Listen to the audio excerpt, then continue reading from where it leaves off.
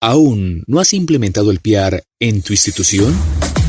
Aprende estrategias prácticas para implementar el PIAR en tu institución educativa. Martes y jueves, 6:30 de la noche. Diplomado Virtual Inclusión PIAR DUA. Mayor información en el WhatsApp 304-550-6025. Organiza Integra Comunicaciones. Estamos ya en la quinta sesión. Esta sería la última sesión de lo que tiene que ver con dificultades de aprendizaje.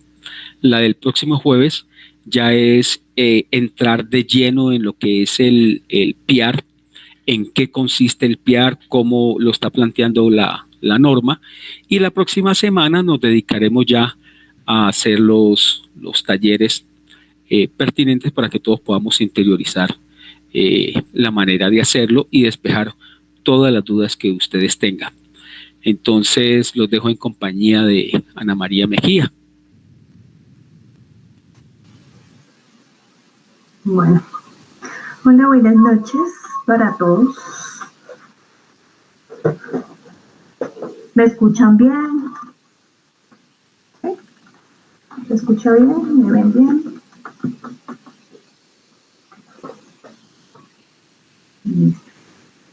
Voy a ver si esta vez.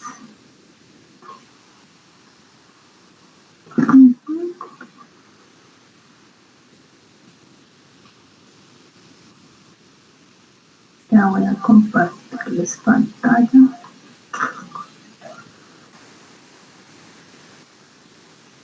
Listo. Ahora sí, ¿cierto? Entonces, ¿sí ven pantalla completa?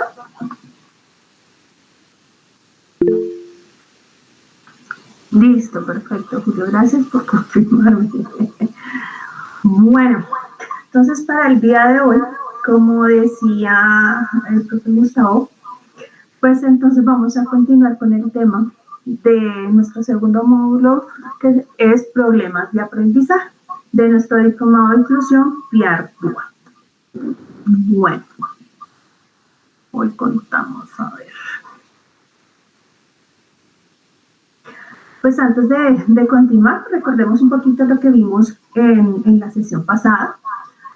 Como les decía, estábamos contextualizándonos desde el decreto 1421 del 2017, donde hablaban de la educación inclusiva, y empezamos a conocer sobre el tema de lo que era el PIAR y todo este tema.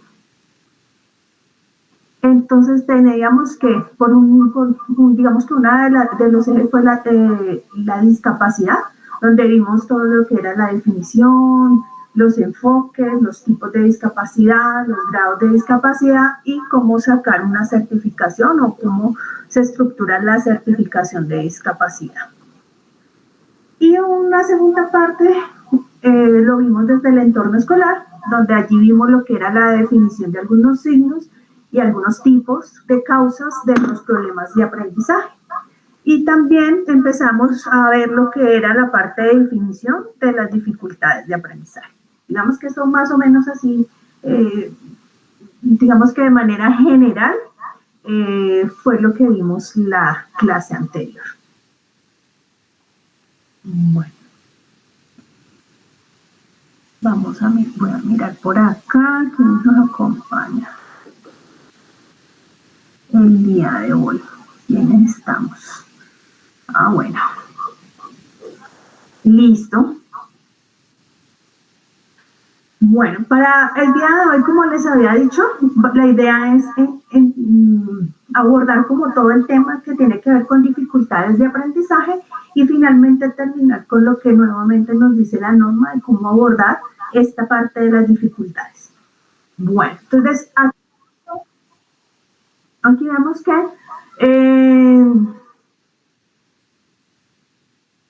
aquí la parte de dificultades de aprendizaje, pues esto hace referencia a un grupo heterogéneo de alteraciones que pueden ser de manera intrínseca o de manera extrínseca al estudiante y que se manifiestan en dificultades significativas en el tema o del lenguaje, el razonamiento, las habilidades matemáticas o la adaptación escolar. Digamos que allí en estos 4 ejes es que vamos a ver en sí, digamos que la expresión de esas dificultades de aprendizaje.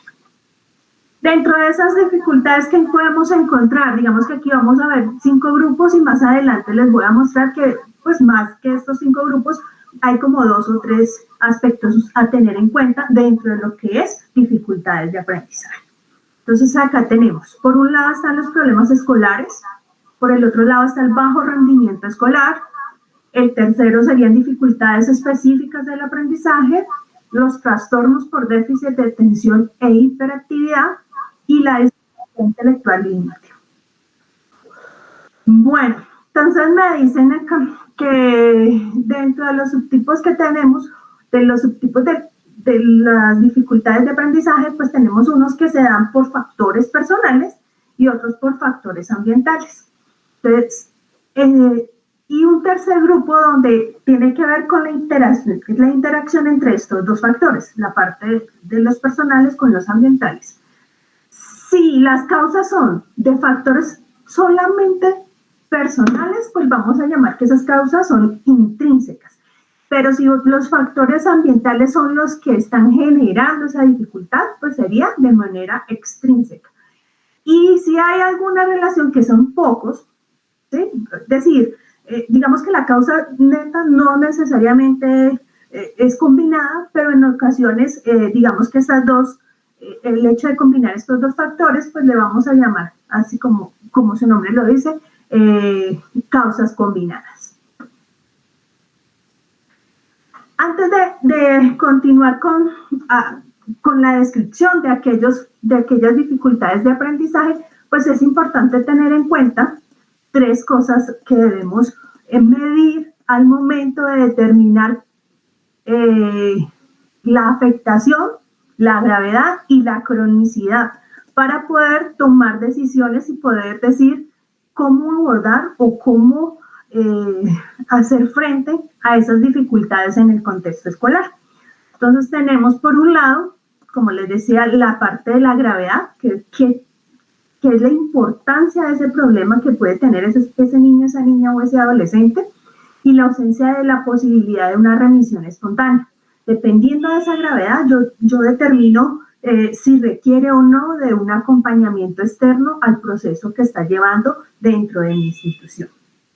La afectación indica el carácter predominante, o sea, a dónde o qué parte de su estructura está afectando al estudiante. Entonces, si es un proceso, si es una función, si es una conducta, ¿sí? Si es algo muy puntual o si se ven vinculadas varias áreas.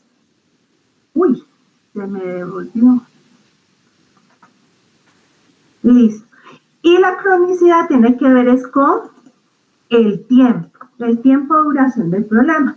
Si es algo a corto, mediano o largo plazo. Entonces, digamos que para poder determinar qué tan grave es la dificultad que tiene ese niño cuando nos llega allí con ese diagnóstico, es evaluar esas 3 cosas: la gravedad, la afectación y la cronicidad. Entonces, nos dicen que hay una clasificación, que cuando no hay gravedad, no hay afectación y no es crónico, pues es un tipo 1. Allí, en ese tipo 1, podemos encontrar los problemas escolares. En el tipo 2, ya digamos que hay una mediana gravedad, una mediana afectación, pero todavía no hay cronicidad. Es decir, no ha sido de tiempos muy, muy atrás, sino que apenas está empezando a mostrar sus signos de ese problema y se llama bajo rendimiento escolar. Allí vamos a encontrar el bajo rendimiento escolar, o sea, el tipo 2. Tipo 3, donde podemos encontrar una media alta gravedad, una media alta afectación y una media baja cronicidad. O sea, ya empieza allí también la parte del tiempo, los tiempos que que lleva ese estudiante con esa afectación. Entonces, en ese sería tipo 3 y se encuentran ubicadas las dificultades específicas de aprendizaje. En el tipo 4 ya hay una gravedad marcada, ya hay una afectación marcada y digamos que hay una mediana cronicidad. Entonces allí se van a encontrar el trastorno déficit de atención con hiperactividad. Y ya un tipo 5, donde la gravedad es mayor, la afectación es mayor y la cronicidad es mayor, es decir, digamos que está a largo plazo o prácticamente que no, es muy posible que no vaya a haber una recuperación, está la discapacidad intelectual límite. ¿Sí? Digamos que ahí más o menos están los cinco, digamos, subgrupos donde vamos a encontrar las dificultades de aprendizaje. Vamos a iniciar con problemas escolares. Cuando hablamos de los problemas escolares, pues aquí les traigo, vamos a hablar un poco de las dificultades, pero de manera muy general, vamos a ir conociendo un poco, pero hablar de las dificultades de aprendizaje y los problemas escolares, ese tema es bastante amplio, es muy amplio para poder abarcarlo simplemente en 1 o 2 sesiones del diploma, pero lo importante para nosotros es ir conociendo, ir acercándonos a todas esas dificultades para poder empezar entonces a abordarlas o a mirar cuáles son esas estrategias que debemos tener al interior de nuestra institución, de nuestras aulas, para poder dar respuesta a las necesidades que tienen estos estudiantes. Entonces, dentro de los problemas escolares que encontramos, que estas alteraciones van a hacer efecto, o digamos, ¿cómo podemos observarlas? ¿Bajo qué características estarían los problemas escolares? Entonces estaría bajo lo que es el rendimiento académico. Cuando vemos que se está afectando el rendimiento académico, que vemos dificultades en el proceso de aprendizaje, pero en esa adaptación escolar no lo vemos tan afectado, podría decirse que es un problema escolar. ¿Sí? Aquí vamos a ver también de que las posibles causas pueden ser socioeducativas, pueden ser instruccionales, pueden ser por absentismo escolar, el grupo de compañeros, por pocos hábitos, en ocasiones por su proceso de desarrollo que hay una inmadurez emocional o social, o hay dificultades muy leves en el aprendizaje. Entonces digamos que esas podrían ser las posibles causas. El pronóstico, estos tres componentes es lo que debemos evaluar al momento de que nos llega un diagnóstico o al momento de tener un estudiante con una dificultad. Entonces, ¿cuál sería ese pronóstico? Ese pronóstico pues, nos dice que esta dificultad es leve, que es reversible, es decir, no va a ser crónica. ¿Se acuerdan lo de la cronicidad? Entonces es reversible y no requiere de una intervención como tal clínica. Si ustedes ven, pues las posibles causas es básicamente más de causas extrínsecas, es decir, del contexto, de las relaciones, ¿sí? No es tan intrínseca o no pertenecen pues como tal al proceso, digamos, estructural del estudiante. Entonces, digamos que allí no se requiere de una intervención como tal clínica. En el bajo rendimiento escolar, que es la segunda, vamos a encontrar que las alteraciones están más enfocadas al rendimiento académico muy bajo. En el anterior, digamos que hay dificultad, o sea, vemos que baja el rendimiento académico, pero es como decir en una asignatura, en 2 asignaturas, o sea, no es algo general, puede ser por partecitas, no, es que no me gustan las matemáticas, o sea, es muy particular, mientras que acá es muy generalizado. Cuando ya hay un bajo rendimiento escolar, ya es generalizado, no es solo 1 o 2, sino que ya vemos que en la mayoría, por no decir que en todas las asignaturas, no le está yendo bien. Está teniendo un rendimiento muy por debajo de lo esperado. También aclaro, en la anterior como en esta, digamos que no se ve afectada su capacidad, ¿sí? La capacidad los chicos la tienen. Lo que pasa es que no se está haciendo uso de esa capacidad o no está pudiendo acceder al 100% de esa capacidad, y ahí es donde vamos a ver la dificultad en el rendimiento, que está bajo, pero que puede lograrlo. También vemos que se pueden dar lagunas en la lectura, en la escritura, en la comprensión lectora. Entonces allí estos estudiantes empiezan a tener dificultades, sobre todo en el área que tiene que ver con lectoescritura y comprensión lectora. Aquí podemos encontrar un retraso escolar hasta de 4 años, ¿sí? Entonces, digamos, se supone que ya debería estar en quinto, pero él todavía está viendo cosas o todavía está haciendo cosas de segundo, de primero. Entonces ahí empezamos a revisar qué está pasando. O sea, la comprensión lectora todavía le falta, todavía lee, pero no es de corrido. Entonces allí digamos que a eso hace referencia el retraso escolar hasta 4 años. Y acá también empieza entonces a revisarse la parte de la adaptación escolar, que también empieza a tener dificultad. ¿Cuáles son las posibles causas de ese bajo rendimiento escolar? Aquí tenemos que pueden ser pautas educativas, influencia social de iguales inapropiadas, prácticas de instrucciones insuficientes, puede estar también combinado con el tema del déficit motivacional. Es decir, si ustedes ven, aquí hay causas extrínsecas, pero empezamos a ver también un poco de causas intrínsecas, porque puede haber un déficit motivacional, y ahí ya viene lo que tiene que ver el tema motivacional. También empieza a verse el retraso leve psicolingüístico, su desarrollo, como les decía, hay un retraso en ese proceso, entonces su parte psicolingüística se está viendo afectada. Allí ya empieza a tener algo de intrínseco, pero no por una afectación como tal de su parte estructural, de su parte fisiológica, de su parte física, sino que puede ser por el proceso que ha llevado. Y puede generar alguna dificultad o algún trastorno de conducta. El pronóstico. Aquí ya hay un pronóstico moderado bajo, es decir, puede que ya no sea tan corto, puede demorarse un poco más ese proceso, pero sigue siendo reversible, es decir, podemos tener muy buenos resultados si lo detectamos a tiempo, y en este momento sí sería importante hacer la valoración o la intervención desde un profesional adicional al contexto escolar o adicional al contexto familiar, ¿sí? Es decir, aquí sí requiere de un apoyo escolar, al menos pues de ese profesional de apoyo.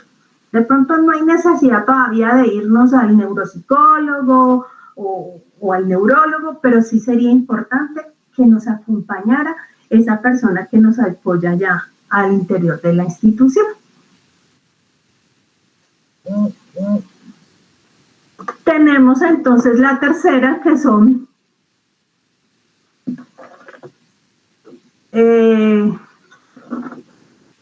aquí tenemos que qué pena, yo no alcanzo a ver el WhatsApp. Me dicen que hay una pregunta. Sí, por favor, me avisan. No, hay una pregunta, pregunta Víctor Eugenia. ¿Puede un colegio negarse a hacer limpiar a un niño con TDAH, aduciendo que no es necesario porque tenga problemas de disciplina, no tiene mayor afectación académica? Repito, ¿puede un colegio negarse a hacer limpiar a un niño con TDAH, aduciendo que no es necesario porque aunque tenga problemas de disciplina, no tiene mayor afectación académica? Bueno, digamos que esa pregunta la vamos a responder al final.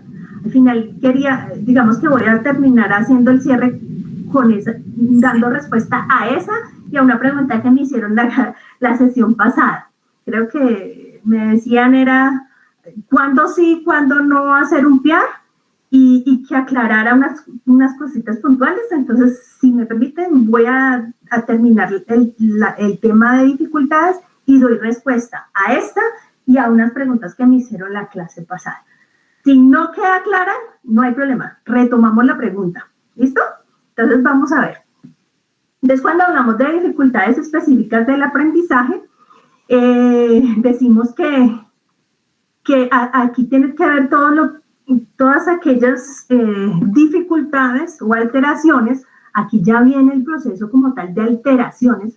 Si ustedes ven, en la pasada no hablaba todavía de alteraciones, estaba hablando de dificultades o de algunas necesidades que tiene el estudiante, pero aquí ya empezamos a ver la parte de alteraciones, ¿sí? Entonces, digamos que esas que son específicamente de ese proceso de aprendizaje, porque van a afectar la adquisición o el uso del lenguaje y las matemáticas, que es la base de ese proceso de aprendizaje. Ya aquí entonces vamos a tener, ay, se me fue, qué pena. Aquí ya vamos a tener una afectación en el CI, en el coeficiente intelectual. Ya va a ser un coeficiente intelectual medio, donde ya hay un compromiso, pues, digamos, de tipo fisiológico, hay una disfunción neurológica, como dice allí. También, pues, tenemos unas posibles causas. Está el retraso en el desarrollo del lenguaje, está también el retraso en el desarrollo de adquisición de conceptos básicos, retraso en proceso activo de la información. Como pueden ver, a medida que vamos avanzando en los diagnósticos, yo los digamos que lo organicé desde lo más sencillo hasta, digámoslo, un poco más complejo.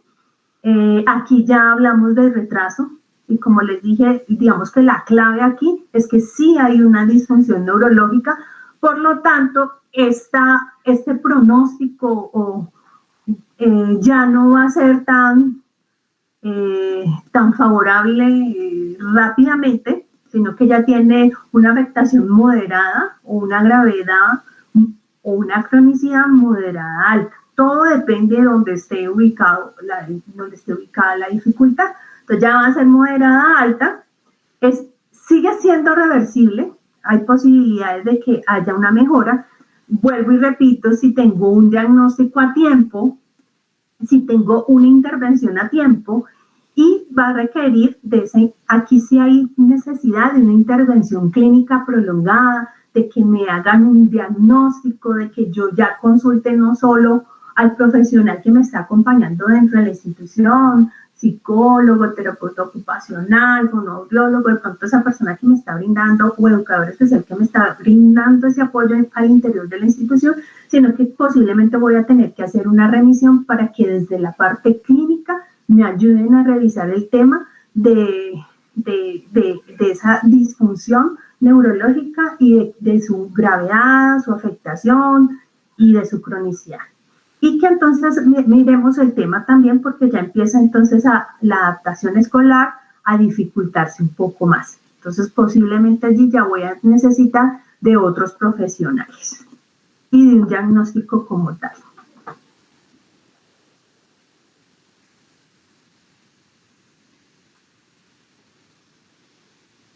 Listo.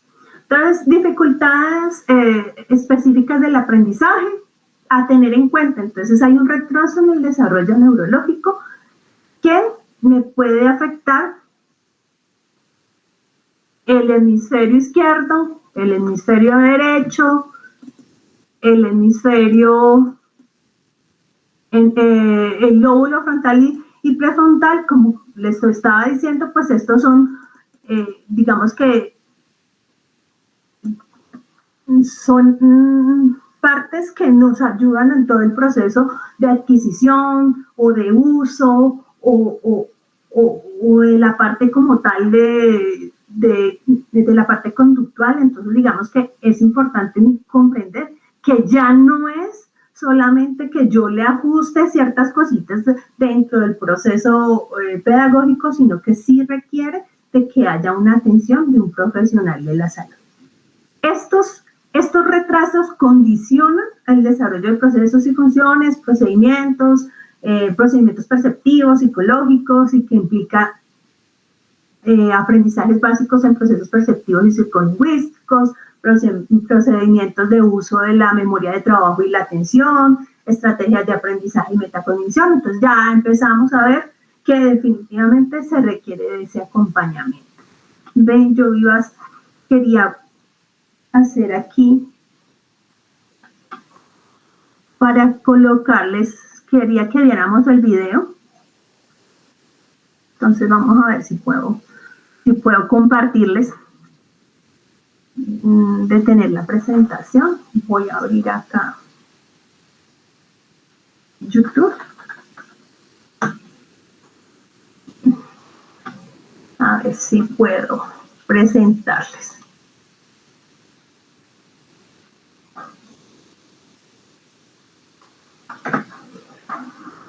A ver. Vamos a ver, aquí vamos.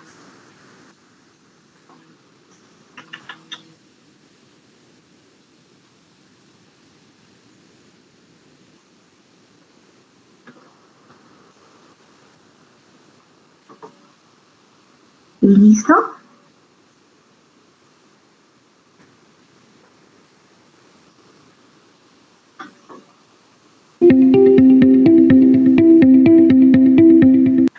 ¿Me confirman si están viendo y se están escuchando? Porfa, si no me avisan, es que no puedo ver así, no me... Sí se ve, sí se escucha.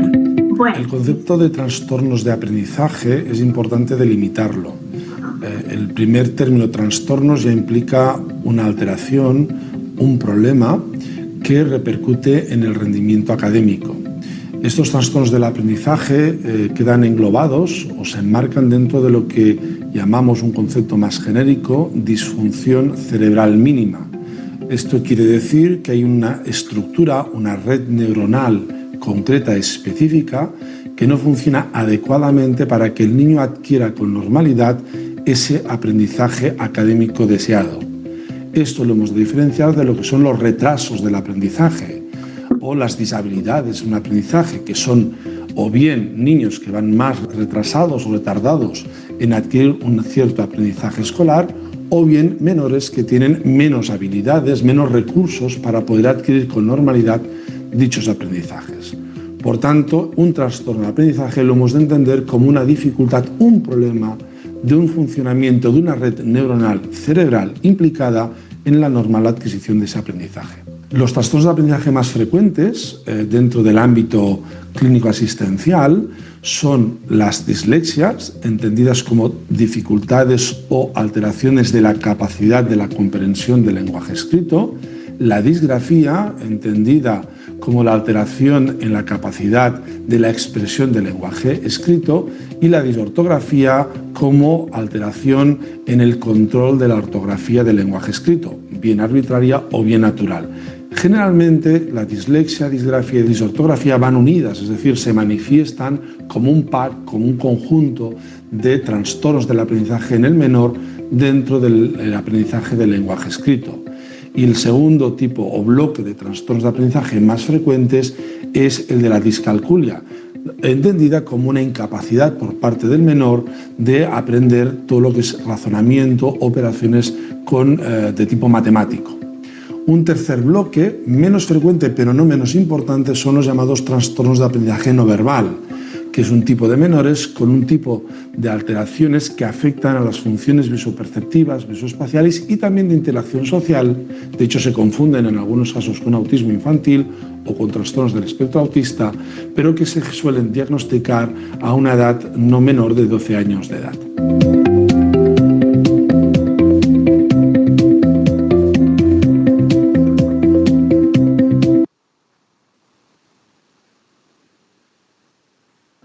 Bueno, bien, ya dejé compartir. Listo. Bueno, ahí vimos un poquito sobre lo que les estaba hablando del tema de... Vamos toda la pantalla.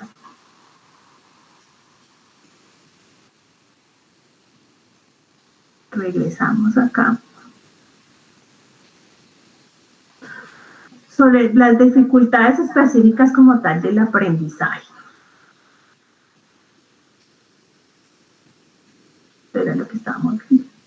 Entonces, ¿cuáles son esos subtipos? Así como vimos en el video. No se pudo ver. Vimos que los subtipos de estas dificultades están en la lectura y tienen que ver con todo el proceso de descodificación, reconocimiento, comprensión, las dificultades específicas del aprendizaje de la escritura, disgrafias, composición escrita, y las dificultades específicas de las matemáticas. Digamos que se ven como en esos dos subtipos, la parte de lectoescritura, comprensión lectora y pues la parte de matemáticas en su cálculo, en la parte de cálculo, en la parte mental y escrita y en la solución de problemas. Esto sería como lo que afectarían estas dificultades específicas del aprendizaje. Entonces allí vamos a encontrar lo que hablábamos de dislexia, disgrafia, ortografía, discalculia y en algunas ocasiones pues los problemas de comunicación. En estas dificultades específicas del aprendizaje pues puede haber un retraso entre 2 y 4 años en todos los procesos de lectura, escritura y matemáticas.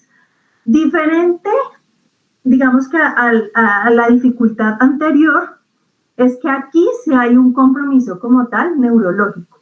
En el caso anterior, cuando hay bajo rendimiento escolar, no hay un compromiso. Es que, digamos, no se dieron las herramientas, la forma en que se dio el proceso no era el adecuado. Recordemos que en el bajo rendimiento escolar, digamos que las causas principales son extrínsecas, son del contexto, del proceso, ¿sí?, externo. En ese acompañamiento que hubo, sea por parte de la familia, sea por la parte escolar. Pero aquí, ya cuando hablamos de dificultades específicas del aprendizaje, donde hay este retraso de 2 a 4 años, es porque ya aquí sí hay un compromiso como tal en su proceso neurológico. Entonces, no es un problema de bajo CI, estos niños no es que tengan, puede tener algún déficit de aptitud, porque pues su proceso de comprensión lectora o su proceso matemático no le ha permitido rendir de acuerdo a su capacidad. Pero cuando yo pueda digamos, sobrellevar esta situación o podamos encontrarle estrategias, ese niño va a rendir muy bien, va a tener un buen coeficiente intelectual o un buen rendimiento en esta prueba estandarizada. Muchas veces aquí hay dificultades y vemos que nos traen un CI bajo, pero realmente no tiene que ver con el CI, vemos que se recupera porque el problema es más de lectura, de escritura o de una comprensión como tal. Y se detecta al inicio de la educación primaria. Es importante detectarla en esta etapa para poder obtener los resultados muy positivos. Eso no quiere decir que si yo lo encontré a los 10, 11 años, no haya nada que hacer. No, se puede trabajar, pero lo ideal para que haya realmente una evolución y realmente podamos avanzar con ese niño, sería importante resolverlo al inicio de la educación primaria. Es decir, en ese paso de lo que es el preescolar, en transición a su grado primero o segundo, para que podamos entonces tener mejoras importantes a más corto tiempo. Vamos con el siguiente, que es trastornos por déficit de atención e hiperactividad. Por ahí está la pregunta, no la tengo aquí presente, ahorita les doy respuesta. Cuando hablamos de trastorno de déficit de atención con hiperactividad, pues vamos a tener en cuenta que esta dificultad o este trastorno, recordemos, trastorno, alteración, tiene que ver con compromisos ya de tipo físico, fisiológico o de salud. Entonces, digamos que aquí hay alteraciones que van a afectar van a afectar significativamente ese proceso de aprendizaje. Ya no solo es una dificultad a nivel escolar, sino que también tiene dificultades en esa adaptación al contexto familiar y al contexto social, porque empezamos a ver que ese niño, digamos que tiene pues algunas conductas inapropiadas excesivos movimientos. A veces le pueden decir, es que ese niño es como raro, ¿no? Yo lo veo que como que no se puede controlar, ¿sí? Son cosas como esas las que va a decir el papá o la mamá, nosotros lo podemos ver. Entonces, digamos que esa adaptación, digamos que es de lo más complejo y de lo más observable. Entonces, allí lo vamos a notar. Hay una disfunción neuropsicológica, volvemos entonces a tener el tema de que ya no solo es del contexto, sino que a nivel cerebral, dentro de su desarrollo y de su proceso, hay unas funciones que no se están generando como debe ser. ¿Cuáles son esas posibles causas? Pues tenemos factores biológicos prenatales y perinatales, tenemos también la parte de neuroanatómicas que tiene que ver con el funcionamiento de esa interconexión de neuronas, pueden ser genéticas, transmitidas por alguno de los familiares o neuroquímicas. El pronóstico con este tipo de dificultad, ya aquí, digamos que hay una afectación un poco más alta, entonces pues digamos que el proceso va a ser más largo, no es tan sencillo, no es tan corto, va a haber una cronicidad. En muchas ocasiones, digamos que como tal el trastorno es irreversible. Es decir, no es que un niño con déficit de atención hace su terapia y se le quitó, no. Lo que permite ese acompañamiento terapéutico es la disminución de esos síntomas. Entonces, el que tiene TDAH no es que ya no lo tenga, ya se curó, va a ir y esto no. Este es irreversible, por lo que tiene disfunciones ya de tipo neuropsicológico. Entonces lo vamos a disminuir, le vamos a ayudar a manejarlo, vamos a mirar cómo podemos, como que él pueda tener una mejor adaptación, saber cómo es él y cómo manejar esa parte que de ahora en adelante lo va a acompañar. Requiere intervención clínica mucho más prolongada, necesita un acompañamiento para el proceso de adaptación escolar. Aquí entran estos chicos donde nosotros decimos, pero venga, es que yo le he dicho, me he sentado con él, le he hablado, hemos hecho esto, hemos hecho aquello, pero como que no entendiera. No es que no entienda, sino que necesita de ese acompañamiento para poder regular todo su comportamiento y todo ese proceso que está sucediendo al interior de su sistema nervioso, en este caso pues de su cerebro. Y requiere pues ese acompañamiento cuando hablo de psicoeducación es de la orientadora o del profesional de apoyo que tenemos en las instituciones, no solo con el estudiante, sino también un acompañamiento de las familias, porque las familias también pues no saben qué hacer, el papá también está, pero bueno, ¿yo qué hago con este muchacho? Entonces la idea básicamente, como afecta no solo el contexto escolar, sino familiar y social, necesitamos de mucho más apoyo. Y allí hay que vincular mucho más a la familia. Entonces, como les decía, ese trastorno de déficit de atención tiene una alteración neuropsicológica que afecta o que genera disfunciones en los mecanismos de control ejecutivo del comportamiento, dificultades significativas para el proceso de aprendizaje y la adaptación familiar, escolar y social, y se ve, digamos, cómo lo observamos pues, en los procesos psicológicos de atención, porque afecta su atención sostenida, selectiva, dividida, la memoria de trabajo, su autorregulación de la motivación y el afecto, la internalización del lenguaje y los procesos de análisis y síntesis, la incapacidad para la inhibición de la conducta motora y lingüística. O sea, no solo es de movimiento, sino que hablan y hablan y hablan. Cuando hablamos acá de lingüística, no pueden, tienen que hacerlo. Su cerebro le emite unas señales y dice que no se puede mantener quieto. La actividad motriz incesante, inadecuada, inoportuna, que a eso es que le llamamos pues, el tema de hiperactividad. No es solo el niño inquieto, y ahí también ahorita revisamos como ese tema de la inquietud. Hay unos subtipos, hay subtipos donde, digamos, digamos que donde lo que predomina es el trastorno del déficit de atención, donde simplemente está trabajando o la dificultad está basada en los procesos psicológicos de atención sostenida, selectiva y dividida. Hay otro que es de predominio de hiperactividad e impulsividad. Este es de incapacidad para inhibición de la conducta motora y lingüística, y el combinado es que pues ni atención y tienen hiperactividad. Listo. Otro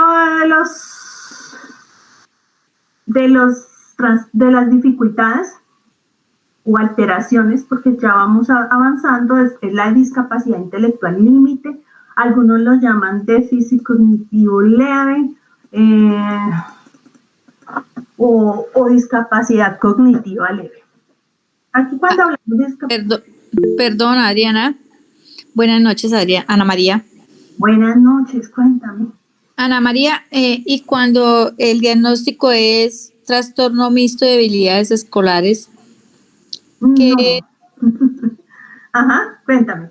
Bueno, ¿cuál es el paso a paso o cuáles son las estrategias que debe implementar el docente para ayudar a ese estudiante?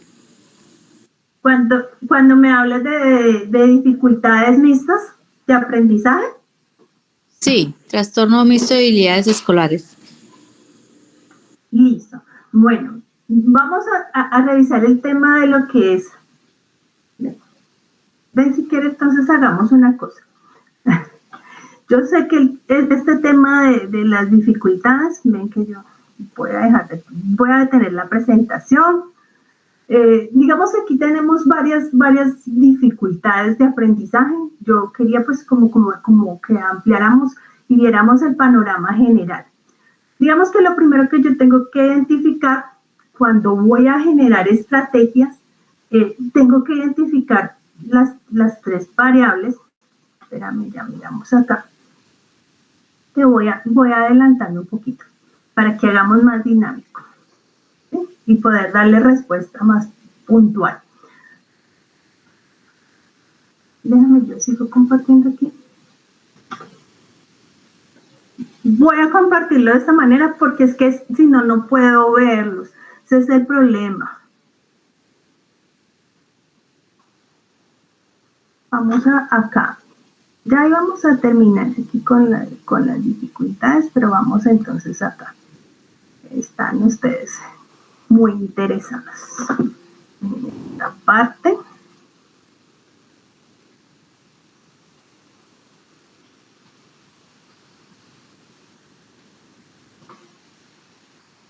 Listo. ¿Estoy compartiendo pantalla? ¿Me ven? Sí, sí.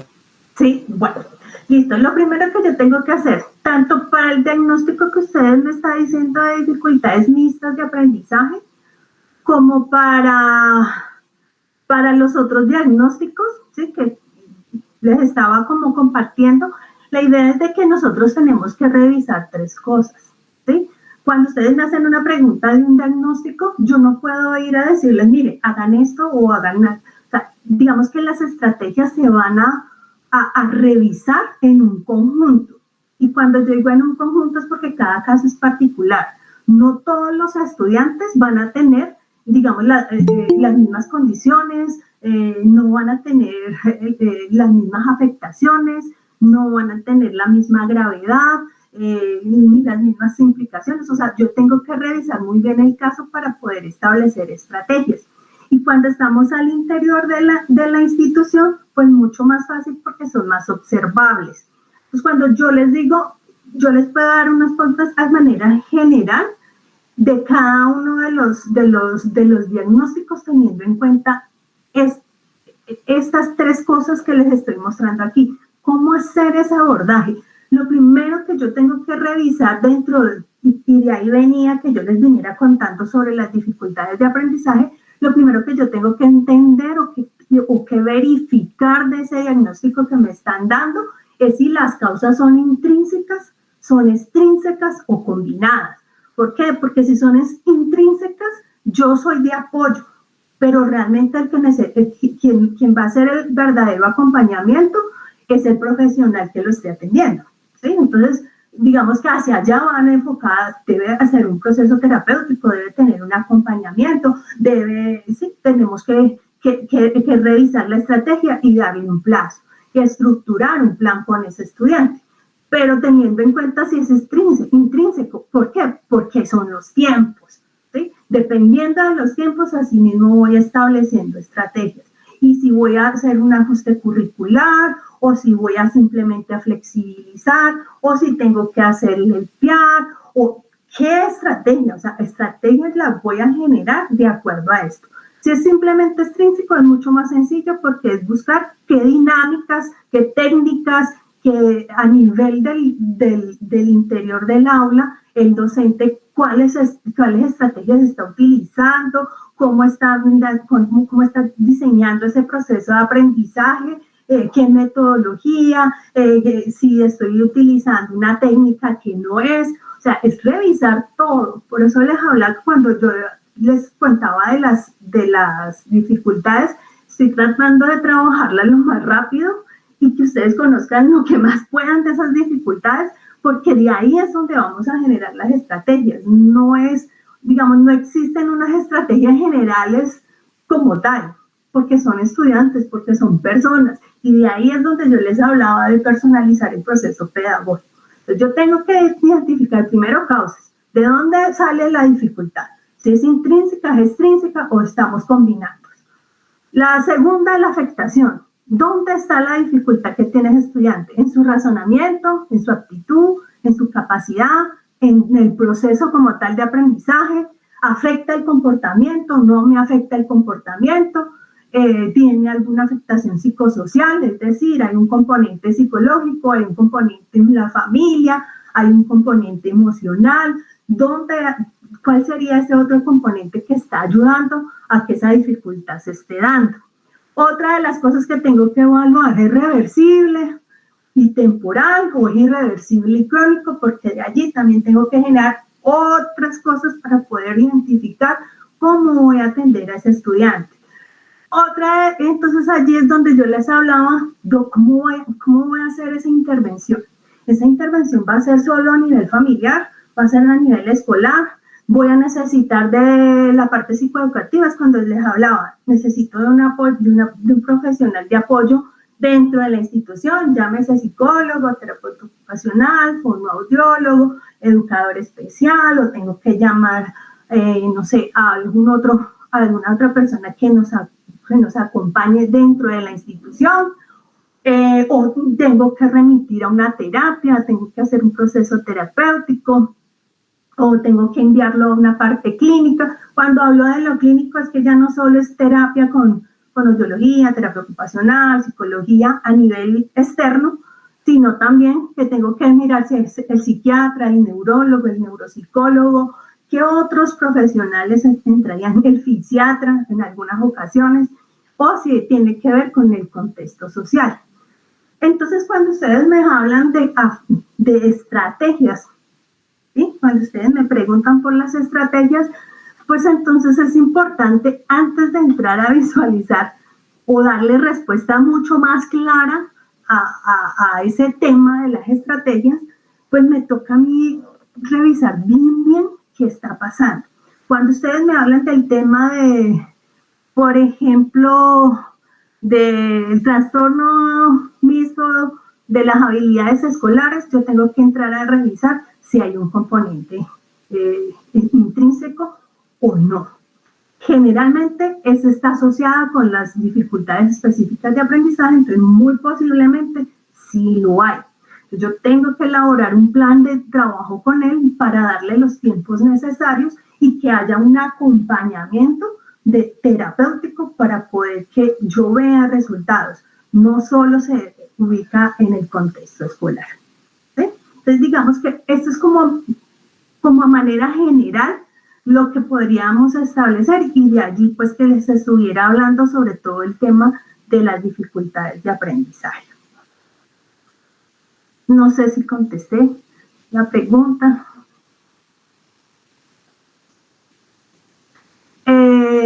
Sí, Ana María, Ujú. sí, ya pues comprendí lo que su merced me dice, que hay que revisar las causas extrínsecas, si hay algún problema psicosocial, familiar, en el ámbito donde él se encuentra, y Claro, entrar a hacer como claro, Milena. Mira, es que no es fácil.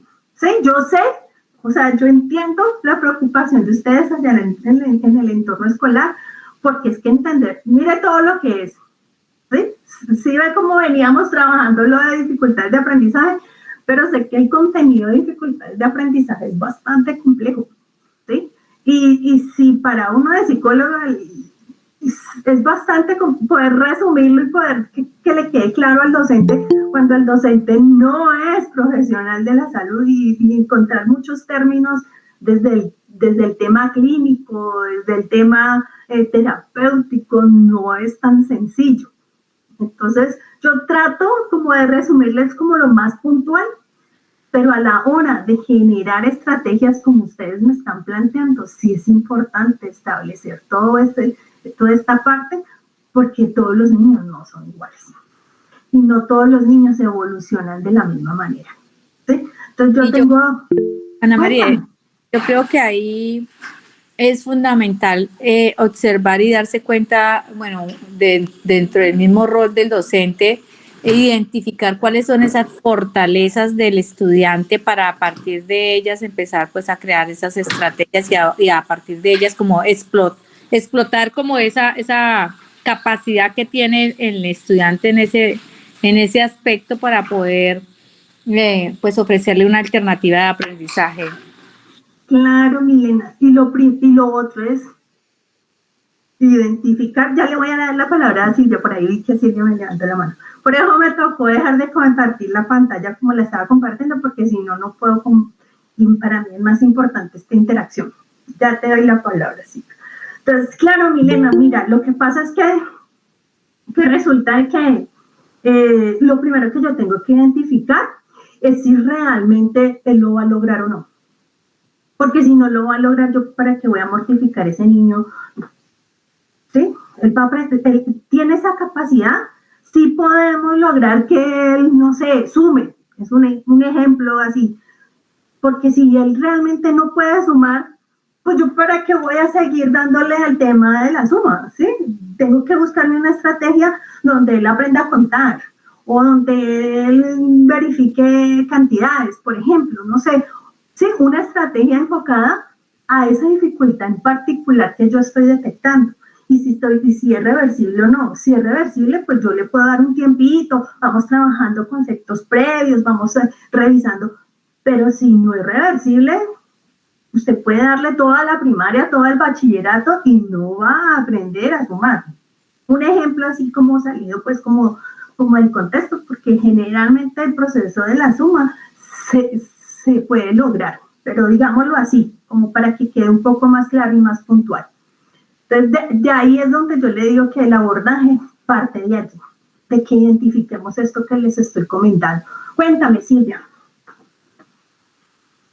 Bueno, buenas noches. Era solo para colaborar de pronto en la explicación lo que pasa es que, a ver, de lo que pregunta Milena, de lo que corresponde a trastornos mixtos de las habilidades escolares. Lo que pasa es que es como el primer diagnóstico, y digo mis compañeros, como el primer diagnóstico que llega al aula. Entonces, cuando llega por primera vez el papá, va al psicólogo, va al pediatra, porque pues siempre el papá sale corriendo es para psicología.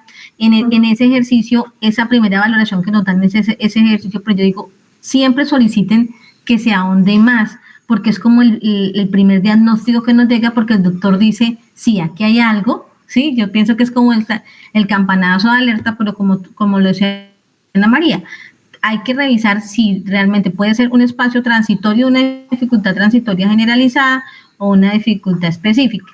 Cuando uno ya, que sigan avanzando allá en la parte médica y uno hace el ejercicio que tú haces desde la parte escolar, para poder determinar si con apoyo y con trabajo evoluciona este chico. Si uno mira que no evoluciona, que está trabajando en las dos opciones y que ni en la parte escolar ni en la parte clínica estaba avanzando, hay que solicitar un diagnóstico más específico.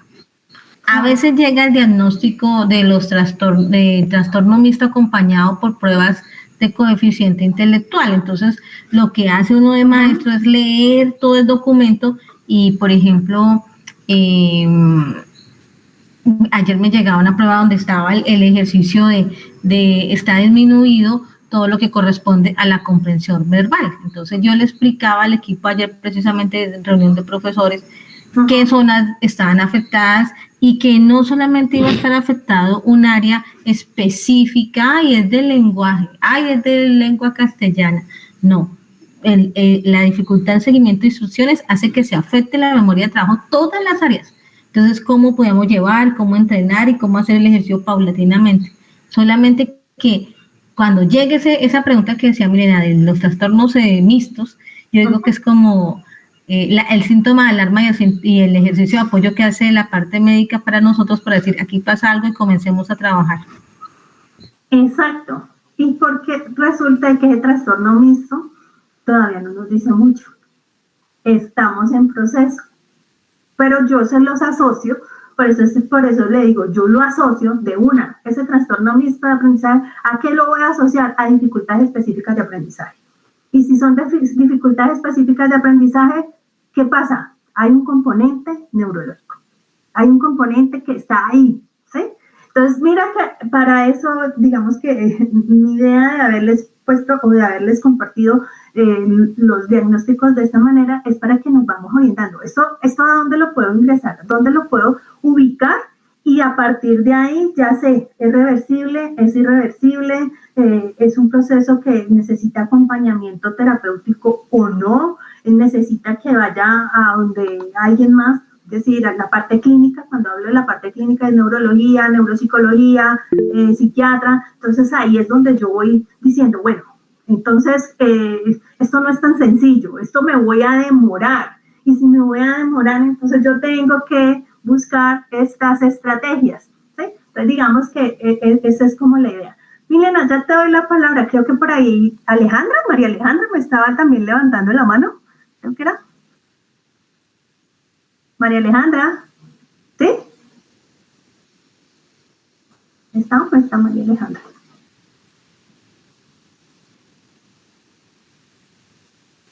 María Alejandra, ¿no? Dale, Milena. Sí, ya. Que no te escuchábamos. Cuéntame. Sí, agarré el celular pero les estoy escuchando muy amable, qué pena, disculpa. No, tranquila, no hay problema, dale. Listo. Milena, cuéntame. Sí, gracias. Me pregunto, como docente, ¿cómo hago yo para saber que un trastorno es reversible o irreversible si no tengo formación para poderlo determinar? Claro, Milena, ese es el problema. Por eso estamos en este proceso, ¿cierto? Porque nos estamos capacitando y nos estamos capacitando, por ahí hay otra pregunta.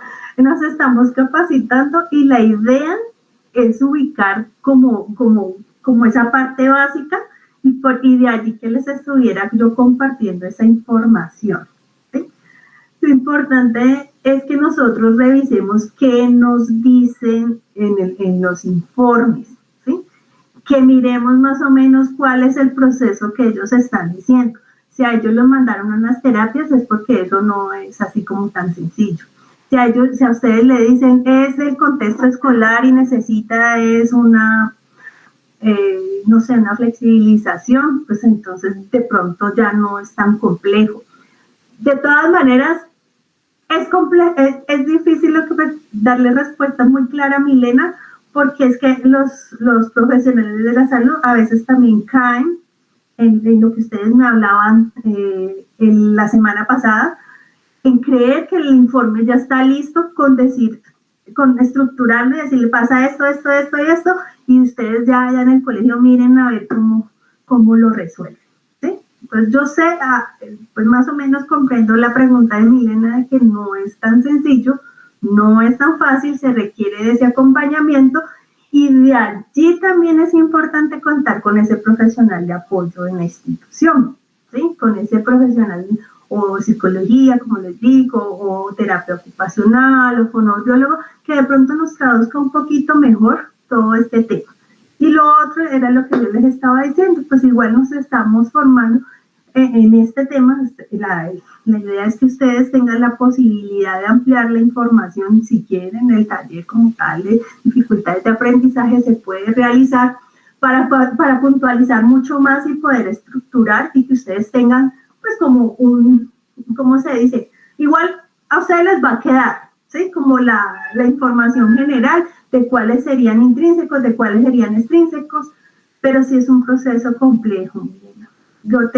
En esa sí me queda así como que te comprendo bastante, de que no es fácil identificarlo y que muchas veces nosotros como docentes no es fácil identificar.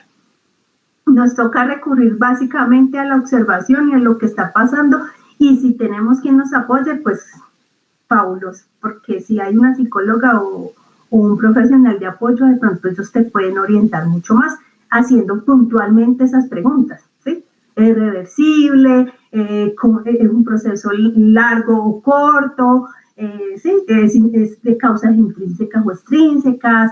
¿Hay compromiso o no? Compromiso neurológico, o hay compromiso orgánico, ¿sí? Es como eso, como que podamos vincularnos y acompañarnos, porque no hay otra manera. No creo que un docente se vaya a poner a ampliar información donde no corresponde. O sea, ustedes no van a hacer un diagnóstico como tal y no les corresponde. Por acá me hacían otra pregunta. Los casos emocionales como depresión o timidez, habla acá Julio. Bueno, nosotros tenemos, espérame, los casos emocionales como depresión y timidez están catalogados.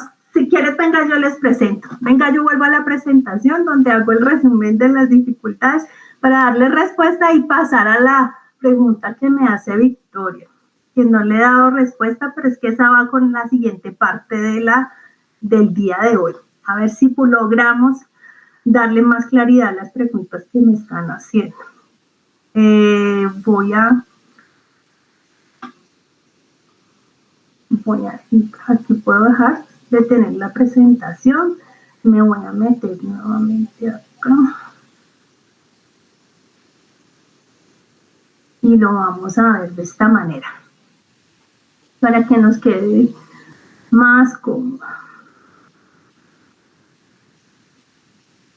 Vamos a ver acá, yo les tenía al final, porque sé que es una información bastante, estoy compartiendo pantallas que no sé, me dicen si... Señora. Sí. Bueno, listo. Entonces acá yo les traía ya como tal el resumen así rápidamente para que miremos todos, es que son bastantes diagnósticos y bastantes dificultades, y pues que interiorizarlas todas no es tan sencillo.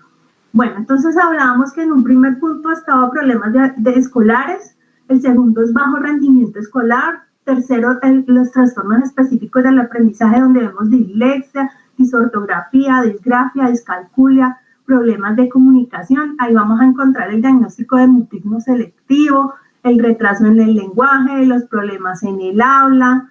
En el cuarto está el trastorno de déficit de atención con hiperactividad, donde puede ser solo déficit de atención o puede ir combinado con la hiperactividad. Está las dificultades, la discapacidad intelectual límite, que a veces le llaman déficit cognitivo leve o discapacidad intelectual leve, pero también aquí con esta discapacidad también tenemos unos grados de, digamos que de discapacidad, y también tenemos tipo 1, tipo 2, tipo 3, dependiendo del compromiso que haya. Y aquí podemos encontrar, por ejemplo, el síndrome de Down, el síndrome de cromosoma X frágil, que son como los diagnósticos que nos pueden aparecer allí en esos informes. Sexto, hay otras discapacidades como las de tipo sensorial, que las vimos en la clase pasada, que tenía que ver con la parte auditiva, la parte visual. ¿cuál era la física? Y tenemos acá la motora y la física, donde nos aparece la parálisis cerebral, la espina bífida, las malformaciones, la artritis, la hemorragia cerebral, la distrofia muscular progresiva. Todas estas discapacidades pues afectan como todo el aparato locomotor. Y está otras dificultades de aprendizaje, que ahí era donde me estaban preguntando que el trastorno de ansiedad, la depresión, la timidez, pues está en las dificultades de aprendizaje de tipo socioafectivo. En esto también lo mismo, fobias, trastorno de ansiedad y depresión. Algunos tienen que ver con causas extrínsecas, otras con causas intrínsecas. Entonces, lo mismo, tenemos que identificar en dónde está, digamos, esa dificultad y quién nos podría acompañar. Factores socioculturales, entonces está la parte lingüística, la parte socioeconómica, sociocultural. Estos factores socioculturales tienen que ver también con factores extrínsecos. Entonces tiene que ver con que esa parte socioeconómica, el nivel económico de los papás, cuando hablamos de socioculturales es ¿qué piensan ellos acerca de la educación? ¿Es importante o no? Porque eso también se lo transmiten a los chicos. La privación sociofamiliar, si cuenta con los papás, no, los papás se fueron, lo dejaron, no está en bienestar familiar, o no, está el cuidado de una tía, en fin, ahí viene lo que tiene que ver con toda esa parte de sociofamiliar, y las personas o los chicos procedentes de otras culturas, incluyendo a los que vienen de otros países. Esto también con estas partes, con estos factores socioculturales, también están dentro de las dificultades de aprendizaje, porque todo esto hace que ese proceso no sea como se espera, ¿sí? Que traigan su ajuste, digámoslo así. Factores comportamentales, allí vamos a encontrar la conducta disruptiva, el conflicto y la agresión, el bullying y el acoso escolar, el trastorno como tal de conducta, que este trastorno de conducta ya es una dificultad mucho más grave. Esta sí es las otras no necesariamente tienen que ser intrínsecas, pueden ser extrínsecas, pero cuando hablamos de un trastorno de conducta, cuando se le dicen en el informe, hay un trastorno de conducta tal, disocial, trastorno opositor desafiante o trastorno negativista desafiante, pues ya no es solo del contexto, sino que también hay factores intrínsecos que están haciendo que esa conducta no sea acorde a las normativas o a la parte social o a esas normas sociales que tenemos establecidas para que nos podamos comprender, entender y llevar mejor. Entonces digamos que aquí vamos a encontrar también, y una octava clasificación está lo que tiene que ver con el trastorno del espectro autista y el trastorno generalizado del desarrollo. Ahí entra lo que es el Asperger, el síndrome de Rett, el trastorno desintegrativo infantil, el trastorno generalizado del desarrollo no específico. Entonces, si ustedes pueden ver, aquí traté de resumirlo, imagínense. Son una cantidad de diagnósticos donde tenemos que revisar todo ese tema. Y vuelvo y le repito, entiendo la pregunta de Milena, bueno, ¿y cómo vamos a hacer con todos los diagnósticos para acordarnos o saber o interiorizar cuáles son intrínsecos, cuáles son extrínsecos, cuáles van donde el psicólogo, cuáles no, cuáles van para... Pero más o menos la idea es que podamos identificarlo de esta manera. Yo les voy a compartir igual la información para que ustedes la tengan. Y pues nos podamos apoyar allí como en ese material. Y lo que les decía, si hay la posibilidad de acompañarnos dentro de la institución de un profesional de la salud, mucho mejor.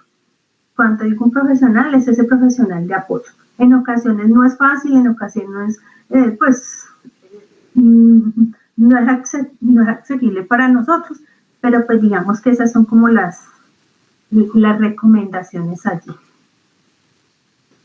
Lo que les hablaba del abordaje, que fue lo que me adelanté un poquito, y ya regresaríamos entonces como tal al entorno escolar, donde, bueno, Y aparte de que tenemos que identificar todo ese proceso del diagnóstico, que si es esto, que si aquello, que si viene intrínseco, que si viene extrínseco, que si va a terapia o no, pues entonces resulta que a nosotros en la Secretaría de Educación, en la Secretaría de Educación, el Ministerio de Educación me está diciendo, y tengo que definir en dónde va, ¿sí? Aparte de todo eso, ¿qué tipo de discapacidad? ¿Dónde lo coloco cuando yo voy a registrarlo en el CIMAD?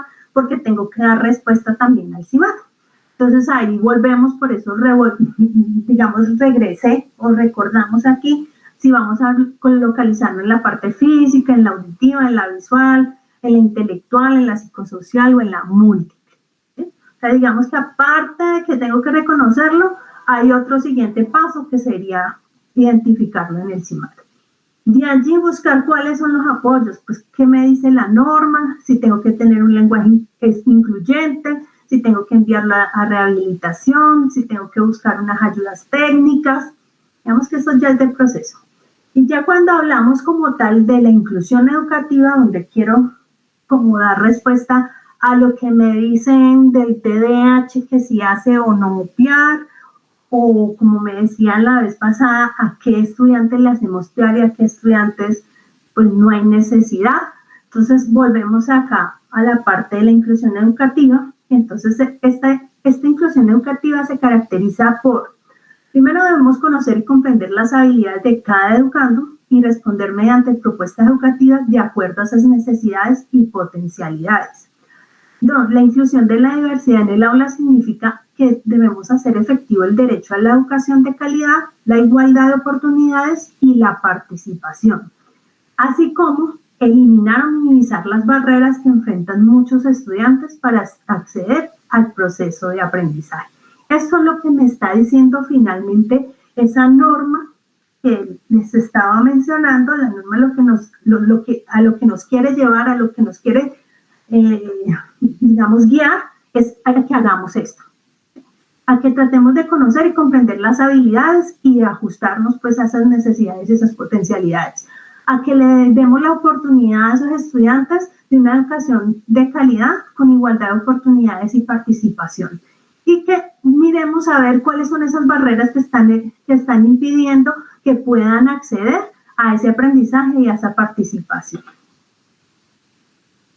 Dentro de lo que llamamos inclusión educativa hay tres componentes a tener en cuenta. Por un lado está el tema de la diversidad, por el otro lado está la parte de las barreras y por el otro la participación. Permítanme un momento, ya voy a tocar.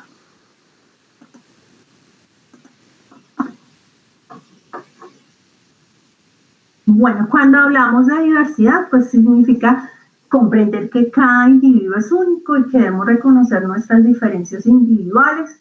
Y allí entonces empezamos a ver lo de la raza, etnia, el género, la orientación sexual, el estatus socioeconómico, la edad, las habilidades físicas, las creencias religiosas, las creencias políticas o ideológicas, entre otras. O sea, todos tenemos diferencias, todos somos diferentes, tenemos formas de aprender diferentes, tenemos maneras de ver la vida y de enfrentarla de manera diferente.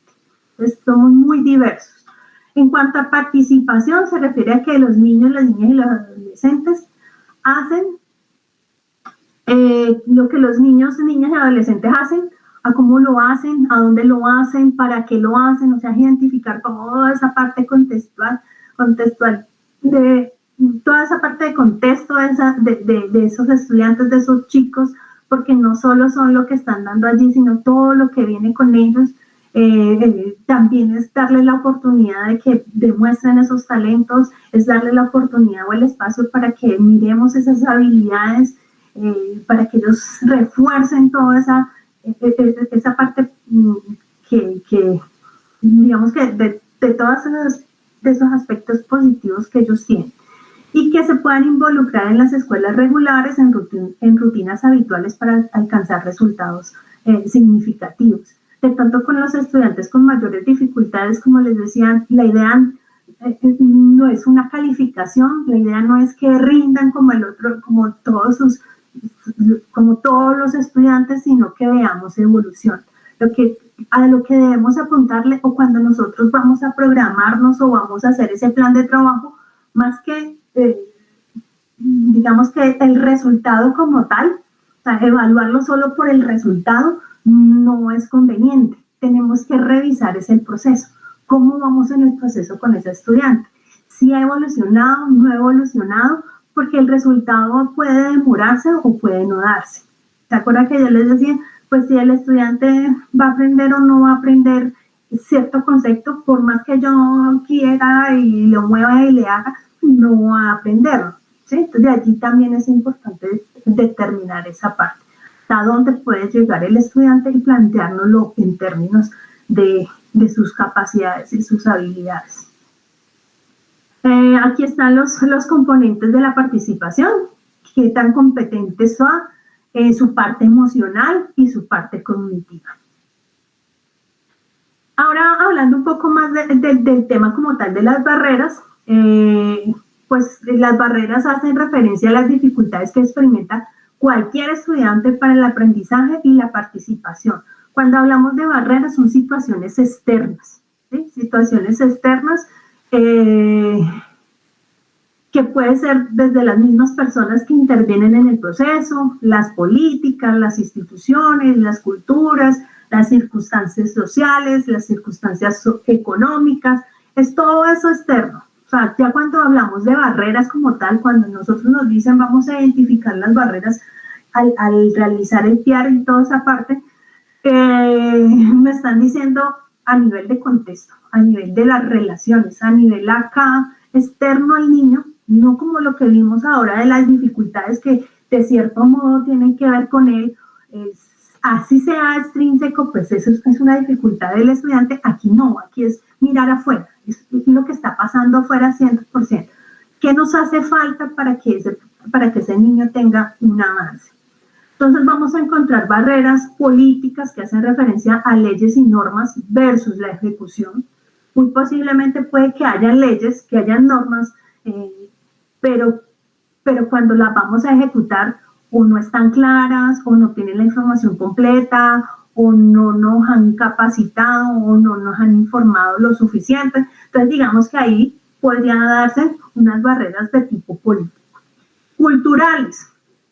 La normalidad versus la especialidad, lo bueno versus lo malo. Entonces allí dentro de las culturas, en unas culturas lo normal es una cosa, pero si usted cambia de cultura puede que esa normalidad también cambie, ya no es tan normal. Para algunas personas lo bueno, ¿sí? Como lo bueno es esto, tiene que ver con toda esa parte que es con las costumbres, ¿cómo se llaman? Los estándares que nosotros tenemos de normalidad, de cosas buenas, de lo bueno y lo malo. Las metodológicas y didácticas que ya comprometen es, si nosotros estamos fomentando qué niveles de competitividad, si estamos fomentando la competitividad, eso puede ser una barrera, un obstáculo para ese niño que no tiene las capacidades para ser competitivo. El currículo, la organización de espacios y tiempos, la reprofesionalización, aquí es donde yo hablo de estarnos capacitando, de estarnos nuevamente informando de todo lo que puede estar saliendo alrededor de nuestra labor como docentes. La corresponsabilidad, yo hago parte de ese proceso, a veces decimos no, eso le corresponde al papá, no, eso le corresponde a, no sé, al terapeuta, pero no, la idea es que aquí somos 3, ¿sí? Si es el caso, somos 4, todos somos corresponsables, tenemos un componente allí, tenemos que ser parte de ese proceso. También hay barreras actitudinales que tienen que ver con las percepciones propias. A veces no tenemos esa actitud y realmente ese es uno de los aspectos más importantes en el proceso. Yo como docente, ¿cómo me veo? Sí estoy como en esa dinámica de hacer inclusión, ¿cómo me veo yo con esos estudiantes con dificultades? sí tengo esa paciencia, digámoslo así, sí tengo esa paciencia para darle el tiempo que requiere, o yo soy de esos profesores que quiero ver los resultados pronto. Entonces, es eso, tiene que ver más con mi actitud frente a todo ese proceso. Las organizativas, pues las estructuras y los recursos que nos estén brindando, y las sociales, pues que tiene que ver con todo el contexto familiar, las relaciones sociales y los componentes pues, a los que pueda acceder. La inclusión educativa tiene, para hacer el procedimiento de la inclusión, tenemos que primero hacer identificación, que era lo que yo les hablaba de observación, conocer bien el caso, poder conocer sobre el estudiante, sus condiciones. Toda esta identificación yo le llamo diagnóstico, tengo que hacer un diagnóstico. Luego hacemos la evaluación. ¿Cómo es? Cuando hablamos de esta evaluación, hablamos de la evaluación pedagógica. ¿Cómo está ese niño en este momento? ¿Hasta dónde ha avanzado? ¿Qué conocimientos previos tiene? ¿Hasta dónde pudo llegar con lo que se ha hecho anteriormente? Y finalmente allí pues voy a hacer la planificación de ese proceso pedagógico. ¿Listo?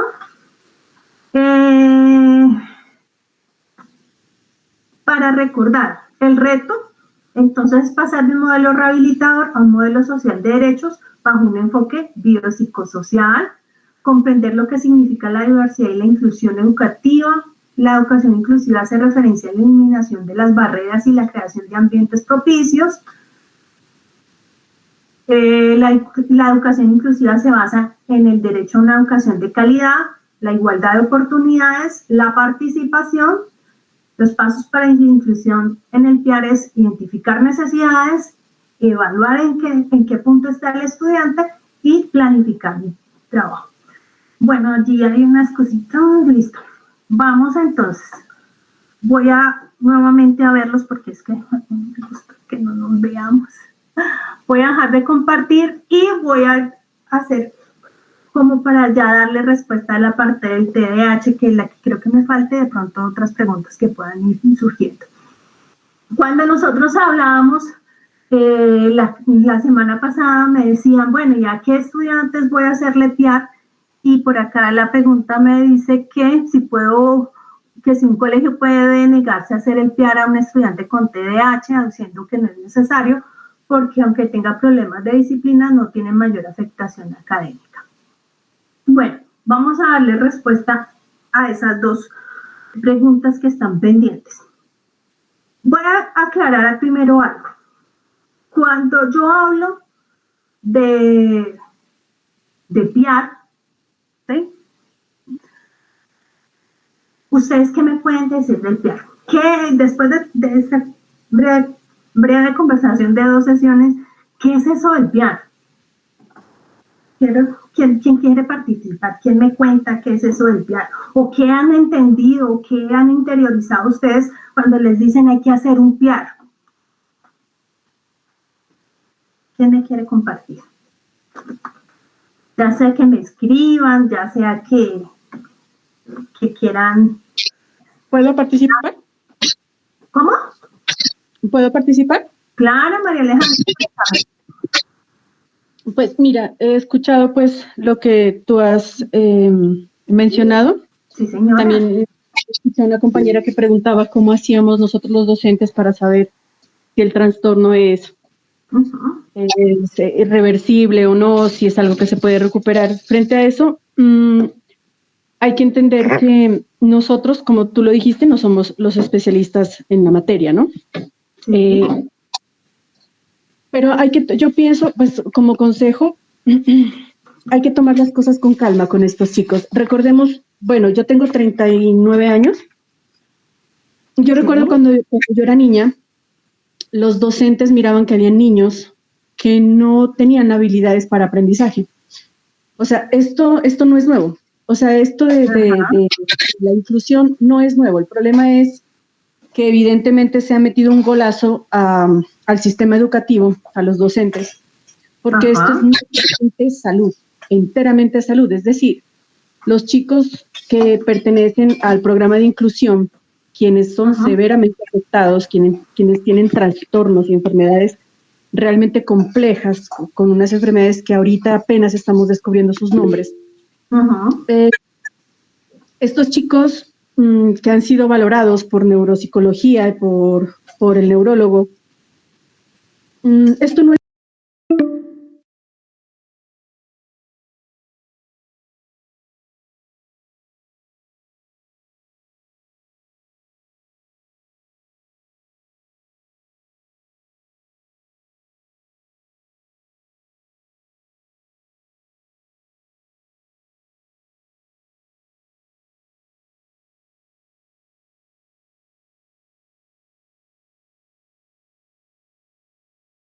como un sistema ya incluido dentro de nuestras obligaciones como docentes. Entonces, el consejo que yo les doy es no abrumarse, no preocuparse y más bien entrar en materia. Entonces, ¿qué hace el PIAR? El PIAR lo que ayuda es a organizar nuestras ideas, nuestras planeaciones. El PIAR es el plan de ajustes razonables, ¿sí? En el que nosotros organizamos toda la información que tú mencionas, lo que tiene que ver con caracterización del estudiante, lo que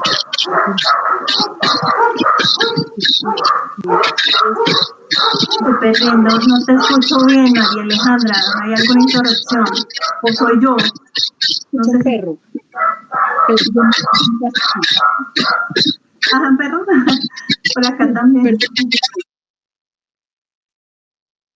Ya. Entonces, te decía, el PIAR es para organizar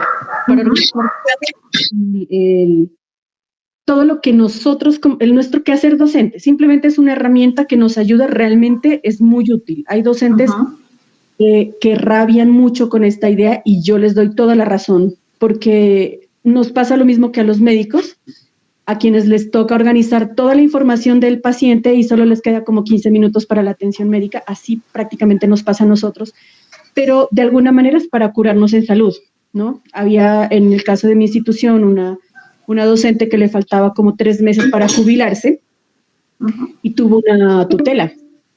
Y si ella no hubiera tenido el PIAR hubiera sido muy complejo, ¿sí? De hacerle entender al padre de familia todo el proceso que se estaba realizando. Entonces, un consejo que yo doy a los compañeros que de pronto no tienen conocimiento sobre estas herramientas tan importantes y tan útiles es realizarlas antes de meternos en problemas. Es simplemente, es como si nosotros nos estuviéramos cubriendo con un escudo, ¿sí? Nosotros realizamos nuestras planeaciones y todos los ajustes que requiera el estudiante, porque lamentablemente es un poco complejo en el sentido que solo es para ese estudiante, y al darlos a conocer al padre de familia y hacerles firmar, ellos acatan eso.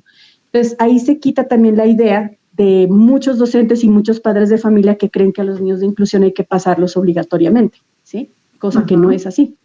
Si usted hace un PIAR debidamente realizado o hace un DUA, que también es otra herramienta muy fabulosa, que no necesariamente es para los niños de inclusión, puede ser para los niños con depresión, con padres violentos, con una situación de vida complicada. Entonces, el DUA también es una herramienta maravillosa que nos ayuda a nosotros a organizar toda la materia, todo lo que nosotros hacemos, y dado que el chico no cumpla con las actividades porque es voluntarioso, porque es caprichoso, porque los papás no colaboran, porque las barreras que nosotros tratamos de romper en casa no se cumplen, ahí es donde el chico sí puede perder, y puede perder el año. Entonces, es importantísimo el PIAR, importantísimo el DUA, y frente a lo que dijo la compañera sobre qué hacemos nosotros para identificar, es simplemente tener empatía por el estudiante. Si usted como docente mira que el estudiante no rinde, que no da, que está disperso, o que el estudiante, por más de que usted le explica, parece que le hablará en otro idioma,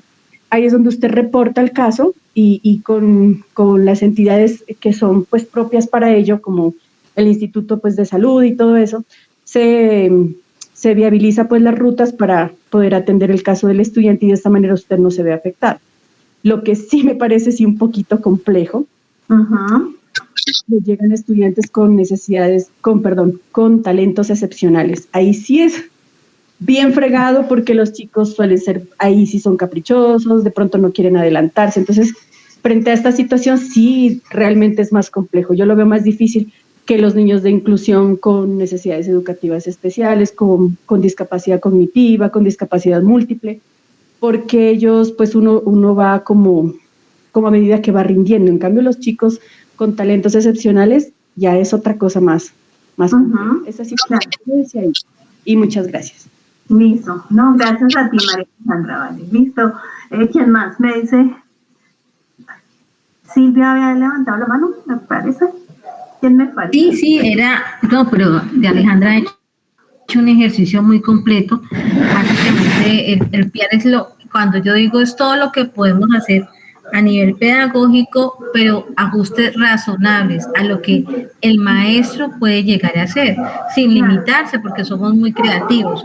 Entonces, en ese ejercicio de ser razonables, es muy importante que miremos con qué recursos, y cuando diseñamos el PIAR y le mostramos al papá también lo de las barreras, también qué podemos hacer, y también que no cuenta en ese momento el colegio, a pesar de que tengamos el corazón, la pasión, pues digamos que, ejemplo, no tenemos un ascensor, ¿sí? Claro. Y se requiere un ascensor. Entonces, son cosas porque después llegan y vienen y los papás se ponen complejos. Estoy de acuerdo con María Alejandra, los casos de niños con niveles de excepcionalidad son bien complejos, un poco más, el mito de pasar de año, entonces todo ese tipo de cosas. De frente a lo de la pregunta de Milena, que estaba hace rato, en la parte de las dificultades, qué es transitorio y qué no es, ¿sí? Es básicamente, hay cosas muy fáciles, la dislexia, la discalculia, todo lo que tenga ese tipo de diagnóstico es para siempre, ¿sí? ¿Y qué es lo que aprende uno a organizar? A manejarlo, a hacerle las adaptaciones para cuidar. El resto todos hemos tenido dificultades para aprender algo, entonces recordémoslo, utilicémoslo también cuando éramos estudiantes o cuando tenemos una dificultad en estos procesos, hacer las adaptaciones, y Alejandra lo dejó clarito, es intentarlo, igual que si no resulta, pues pasar a los ejercicios diagnósticos que realmente se tienen.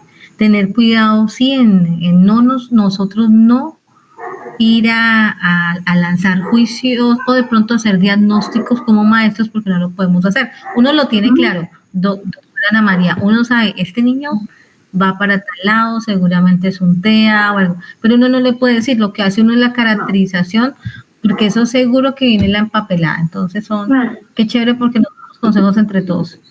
Listo. Gracias, Silvia. ¿Quién más me levantó la mano? ¿Alejandra? ¿María Alejandra? Ya había hablado. ¿Quién más me faltaba? ¿Alguien más levantó la mano? No me acuerdo. Bueno, mientras tanto, por acá me habla Victoria. Me dice que en términos sencillos, el PIAR son los ajustes que el colegio debe hacer para adaptar la institución a las necesidades de aprendizaje del estudiante. Eso es lo que me dicen del PIAR. ¿Alguien más iba a participar? Es que yo vi que habían varias manitos, pero no alcancé a revisar cuáles eran. ¿No? Bueno.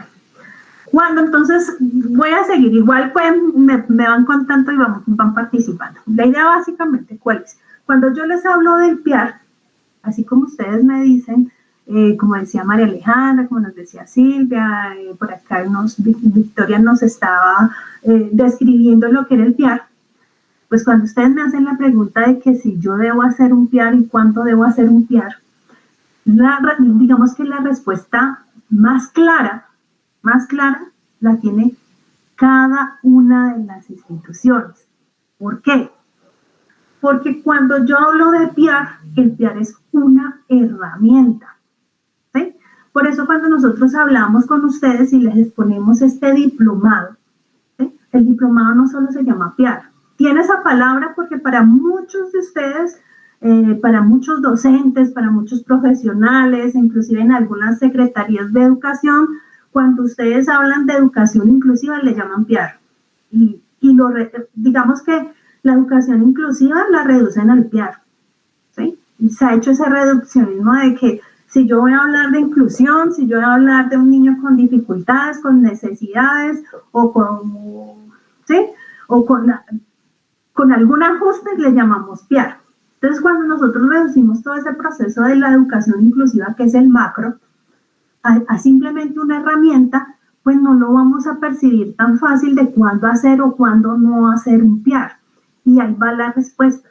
Si usted me dice que no va a hacer un TDAH, usted tiene que hacer una justificación, perdón, que no va a ser un PIAR cuando hay un diagnóstico de TDAH, usted debe tener justificado dentro de su educación inclusiva, porque no va a hacer un PIAR cuando hay un TDAH. O me va a explicar cuándo va a hacer un PIAR, bajo qué características, bajo qué dificultades, cuándo dentro de su institución es necesario hacer un PIAR. Le voy a dar un ejemplo. Digamos que mi institución educativa, es bilingüe. ¿Sí? Entonces aquí mis estudiantes sí o sí tienen que salir pues hablando inglés porque mi institución educativa es bilingüe. ¿O cómo vamos a hacer ahí? ¿Sí? Entonces lo más seguro es que si a mí me llega un estudiante con dificultades en el proceso de lenguaje, de lectura, de escritura, de su lengua materna, pues no me va a rendir en la clase de inglés. Entonces yo tengo que generar unas estrategias porque mi colegio no va a dejar de ser bilingüe porque el estudiante tiene dificultades para el inglés, pero yo tengo que vincularlo, pero yo tengo que acercarlo, pero yo tengo que permitirle que participe de otras dinámicas, no con el inglés. ¿Sí? Entonces, ya allí es cuando yo les digo que el PIAR es solo la herramienta.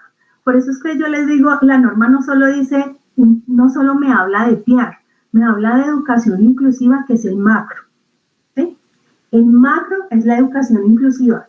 Luego tengo que revisar el tema del DUA.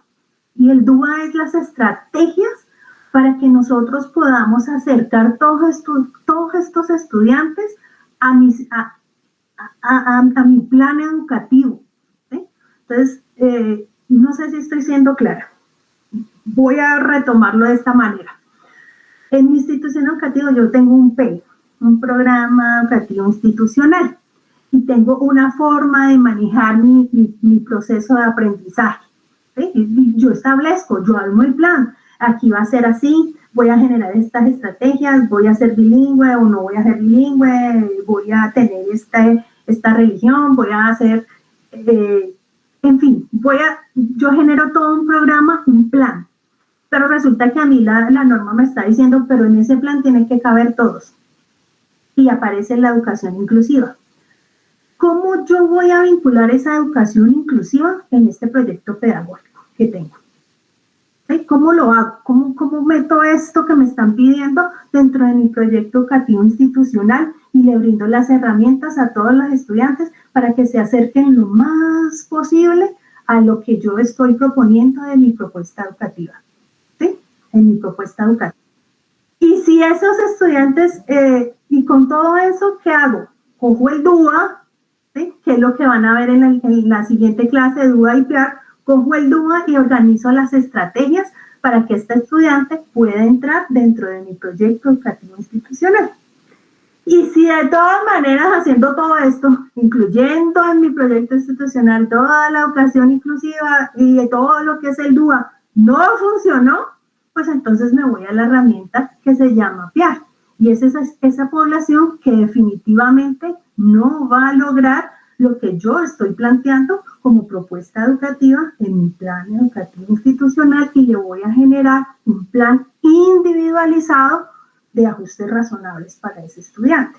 Entonces, si usted me dice, no, es que en mi institución educativa yo tengo educación personalizada y yo atiendo el TDAH de manera tal que no necesito hacer un PIAR. Ah, no, deme los argumentos, muéstreme cómo tiene usted establecido todo ese proceso educativo, cómo está haciendo usted esa educación inclusiva, qué herramientas del DUA está utilizando, y por ese motivo usted no va a generar un PIAR. No sé si quedó claro o si es importante que dé otro ejemplo. No sé cómo vamos. ¿Preguntas?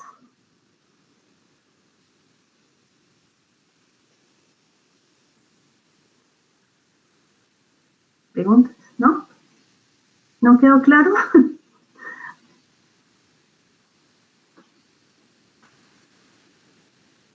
¿Aló? quién me hizo la pregunta. Victoria, ¿quedó claro o no quedó claro? Si se puede o no. Sí quedó claro. Muchísimas gracias. ¿Sí? O sea, ya tienen, ¿a dónde va mi pregunta? Lo primero que yo debo hacer antes de iniciar el PIA es que estructuremos bien cómo vamos a manejar la educación inclusiva en mi institución. Y eso es un programa, un proyecto, un plan mucho más amplio, y ahí va a estar también incluido lo que es el DUA. Aquellos estudiantes con los que nosotros aplicamos el DUA, así como de pronto María Alejandra decía, el DUA nos ayuda a fortalecernos en muchas dinámicas y en muchas estrategias para que no tengamos que hacerle piar a todos los estudiantes. Y cuando hablamos del DUA es flexibilización, a lo que de pronto la palabra más clara es flexibilización. Entonces, digamos, no necesito hacerle todo un proyecto, todo un plan individualizado a ese estudiante, porque dentro del DUA yo tengo flexibilidad en herramientas, tengo flexibilidad en los logros, tengo flexibilidad en el currículo, en el plan de área, en el plan de asignatura. Entonces muchos de mis estudiantes, así tengan dificultades, van a entrar allí, van a caber en esa dinámica escolar. Pero entre más cerrado sea mi proyecto, mi propuesta inicial educativa, mi proyecto educativo institucional, pues más pias voy a tener que hacer, porque no soy tan flexible, porque no le estoy dando cabida a muchos estudiantes. Entonces ese DUA se reduce, o sea, no estoy utilizando todas las estrategias que me está diciendo el DUA, entonces me toca, digamos, hacer uso del PIAC para poder atender a esos estudiantes con dificultades de aprendizaje. No sé si se haya quedado claro. Espero haberles dado pues una respuesta a la mayor cantidad de preguntas. Sé que es un tema complejo, sé que es un tema que hay que seguirle trabajando, y que puede que en el momento no sea tan sencillo, y menos, pues digamos que si nos ponemos a revisar una norma, pues más dificultad le vamos a encontrar, pero allí está también. Ahí también está el tema de que debemos hacer el plan de ajuste al PEI a través del DUA, y que debemos vincular un PIA. Eso es básicamente como todo lo que trae consigo la norma. Preguntas, inquietudes, aportes.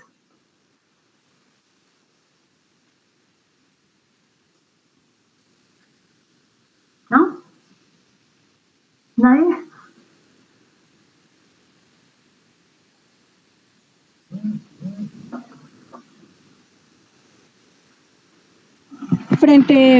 Frente a eso de los ajustes, también está una parte importante que a veces, pues, digamos, las instituciones educativas se ven como forzadas a realizar, y es también el ajuste de los horarios, ¿no? Hay estudiantes que por su discapacidad, por su trastorno, no soportan toda una jornada completa de trabajo. Claro. Entonces, eso también tiene que quedar escrito, porque, pues, como yo mencionaba anteriormente, los padres de familia de palabra pueden aceptar, digamos, aquellos ajustes que se realizan, pero de palabra no sirve. Entonces, como pues yo mencionaba anteriormente, estas herramientas nos permiten tener las cosas claras y firmadas, para que en un eventual reclamo o en una eventual tutela no nos veamos comprometidos en nuestro trabajo y en nuestro quehacer docente, tanto nosotros como nuestras instituciones. Entonces, ese tipo de ajustes también, porque hay una cantidad de ajustes que tienen que ver no solamente con eso, ¿no? Con el quehacer docente, sino también, pues, el tiempo que ellos van. Incluso hay estudiantes que no van todos los días, o hay estudiantes que de pronto, por su problema ya más álgido, requieren de un tutor sombra. Hay un pueblo acá en Pasto, donde hace unos 2 o 3 años más o menos comenzaron a armar un proyecto para que a los padres de familia, que por lo general son madres solteras, eso sí, lamentablemente esa es la condición de muchas mujeres. Como no pueden trabajar porque no tienen quien les vea a su niño o niña, se les daba, como decir, un sueldo por ser ellos el tutor sombra. Entonces, todas esas herramientas con las que uno cuenta, pues se toman desde ahí, ¿no? Y se debe ubicar ahí en los ajustes que se realicen. Claro, sí, básicamente es que eso va a ir ahí, ¿sí? Lo que usted dice, todo debe quedar por escrito, y lo que yo les comentaba es establecer todo ese plan, todo lo que nosotros vamos a hacer en educación inclusiva, ya con el DUA, con el PIAR, lo debemos tener por escrito, ¿sí? Todo. Y por eso entonces en el siguiente módulo nos va a hablar mucho más, digamos, mucho más particular lo que son los formatos, ¿sí? Los formatos que debemos diligenciar. Allí se les va a hacer la entrega de algunos de esos formatos, unos ejemplos, porque podemos establecerlos también en nuestras instituciones, de acuerdo a las características que nosotros tenemos en la institución, y lo vamos pues a ir interiorizando en la dinámica escolar, y que todo quede por escrito, como dice María Alejandra. Bueno, no sé, creo que con eso terminamos el día de hoy. Ya son las 8:29, 8:30. Terminamos el día de hoy. Los invito entonces para que participemos el día jueves nuevamente. Ya empezamos nuevo módulo, ya sería como la parte como tal de PIAR DUA, y ya entonces nos veríamos al finalizar el diplomado. Para la próxima clase nos vuelve a acompañar el profe o el docente Gustavo Aguirre. Con eso terminamos el día de hoy. Bueno, con mucho gusto. Bueno, Julio, con mucho gusto, Julio. Que estén bien, que pasen buena noche, que descansen. Hasta luego. Igualmente para todos, feliz descanso. Muchas gracias.